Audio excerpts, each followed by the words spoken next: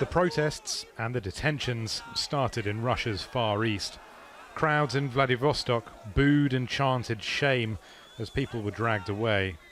They'd answered Alexei Navalny's call to speak out against corruption, and so did Russians in towns and cities across this huge country.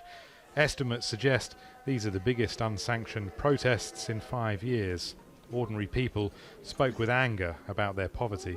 I don't have my own apartment, even though my husband works day and night. Putin and Medvedev tell us, you wait, you'll get an affordable mortgage, you will get everything, be patient and wait. Why does he live in a villa? Why do we live in state housing?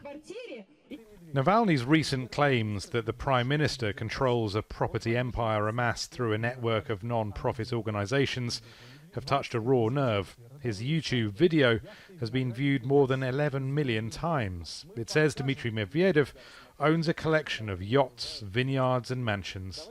The size and the scope of Sunday's demonstrations appears to have taken Russia's authorities slightly by surprise. The dilemma for the Kremlin now is whether to make any concessions or whether to crack down, possibly a combination of the two. Certainly there was no gentle touch on display in Moscow, where protests were biggest. At least 700 detentions have been reported in the capital. Among them, Navalny himself, bundled into a police van when he arrived at Pushkin Square.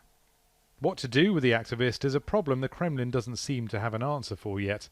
While he's endured harassment, here being covered in green disinfectant by unknown assailants last week, the Kremlin seems wary of making Navalny an opposition martyr by jailing him. But protests like these are the last thing Putin's government wants with presidential elections next year. Elections in which Alexei Navalny intends to stand as a candidate. Rory, Challands, Al Jazeera, Moscow.